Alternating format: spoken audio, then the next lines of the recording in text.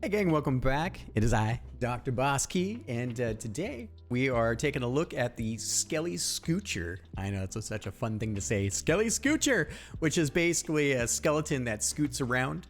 We have a very first version of final art and of the animation. And so this is primarily about animation feedback. Dimitri, outstanding work. I've really enjoyed the way these guys have come together. So quick little, we'll just do a feedback. I can, well, okay. So here's the thing, right, is that in our animated short, we had the scene where I really was excited about essentially, here, let me go dig it up. One second. Let me pause this thing. Is this thing on? Stop recording. And I think we're back. Okay. So, yeah, so we have the scene, and I'll just let this run real quick. This is the animated short. We did all this really cool art, and I really had this really cool idea where while you're inside this mountain, this Sreevus Titan inside of it, it's like it's fossilized, insides, and a whole city was built up. And so over time, adventurers, very D&D, but adventure parties would come drawn to this undermountain, and essentially they would then be defeated by one of the main boss monsters that we have in the game and in the animated short. And so here's the scene where basically I really liked it. It was like I wanted to have like a dragon trove. So, you know, you see these wonderful images where dragons, they hoard all of their loot. Like, it's so good, right? And basically, instead of that, we have these enemies, and the adventuring parties come, and they're just defeated. Like, and this goes on for like 1,000 years, right? And so the loot, because the bosses, they don't really need it, right? So I had really liked this idea of all the loot and the detritus and basically this open sort of burial ground, as you can see here, essentially. And it was kind of organized a little bit here and there, kind of dilapidated. You know, these things happen. But it was this like Dragon's Trove loot from, you know, hundreds and hundreds of adventuring parties that were just destroyed over the years. All right, so now that you have that backstory, I thought I would share that. One of the things that we did is, so we have this dude. He looks a bit funky with his outline, but that's just because of Chrome rendering the GIF. But we have this guy here, where basically he is a reanimated adventurer. So he's got his like broken adventuring gear here, and we'll talk more about that in a bit here. But anyways, I thought I'd give you a little bit of context. Okay, so Dimitri, let's see here. Okay, first off, let's maybe, okay, so a couple things. So one, Dimitri, I really wanted, I haven't put this one in yet, so, but you can see here that I moved the heads around just a tiny bit, because I wanted to have the skeleton looking up and down, so much bigger range as he scooches forward, right? And the other thing is so he lifts his arm this way, and what I'm thinking is he's grabbing basically his, you know, like from his stomach or his spine. I got hiccups right now. Let me drink this real quick. I'm like all excited. There we go. Better. So I was thinking that he's basically reaching in, right? So he's reaching into his stomach, and then he's throwing the bones out. And so I'll show you in the game here. Oh, I don't have the game open. Fix that in a second. All right. So right now what he's doing, he's basically doing this. Or he's doing this where he's throwing the bones out. So yeah, you can see it here. Let me go to perspective mode. Bloop, bloop, bloop. Yeah. So and let me see here. Let's just slow this down a little bit for a second. Bloop. All right. Yeah. So basically, what's happening is that, oh, maybe it's a little too slow. But you can see it here.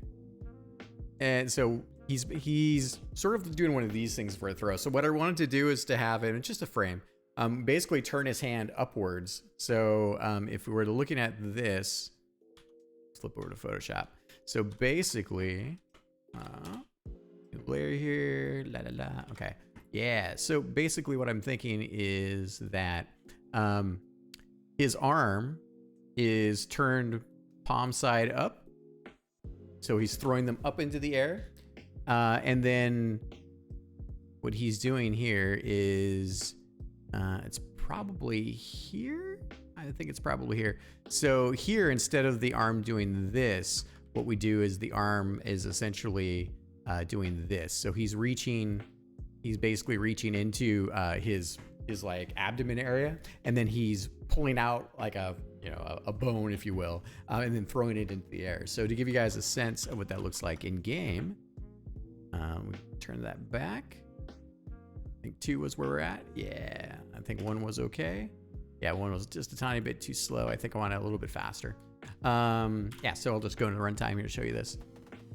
We just got 1,000,000 hit points, so no worries. So yeah, so that it's this thing where the bones are being thrown into the air. You can see it here. More with this guy here. Not that you can see it there. Yeah, so that's the one thing there. And then the other thing for animation here is, so because these guys are scooching, like when you say scooch over here, so they're scooching, like so he's kind of pushing and pulling himself forward with his leg here. So I really want to see if we can adjust the animation to have the cloth just a little bit longer. So if we bunch it up a little bit more here, but with he scooching, that the cloth scooches out a little bit further, maybe get a little bit more horizontal movement, and then it can come back to like the more neutral position here. So yeah. So I mean, I don't think. So maybe to give you a little bit more clear feedback. So what I'm thinking is.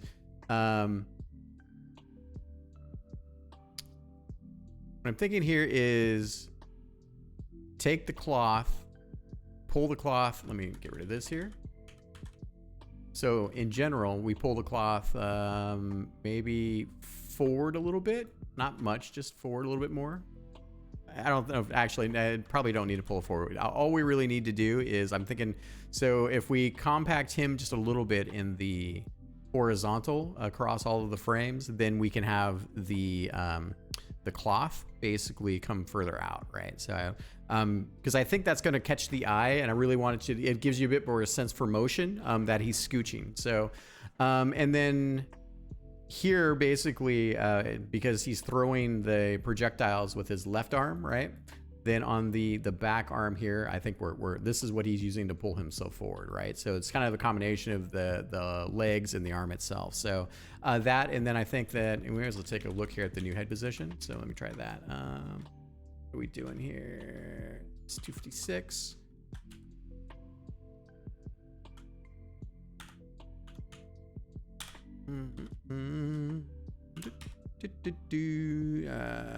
Okay, I think that'll work.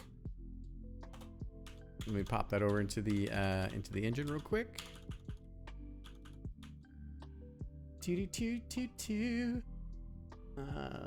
All right, and should be this. And then my crude version of just more animation on the head. So this should have the new the head more looking up and down, because usually these guys are pretty low, and so they're like throwing their bones up in the air and just looking at the air, right? Oh yeah. So it's a little bit more wobbly. It's not perfect. You'll do much better than I am. And right now you'll notice that also the where that middle frame comes up, I don't have great sorting on the between the head and yeah, okay. So we take a look at this guy here.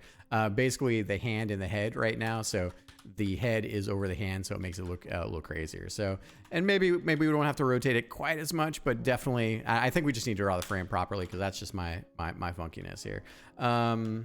Yeah, so I think that is it. So yeah, to recap, so more scrunch and elongation of the adventurer cloth here, so it stretches out further on the floor. We take the left arm, turn it so he's one frame grabbing into his rib cage, lower spine area, stomach area, and then throwing up in the air. And then we get more rotation on the heads themselves. And then if we need to, otherwise I think I think all is looking pretty great. So I think that is it. So yeah, these guys are moving a tiny bit slower.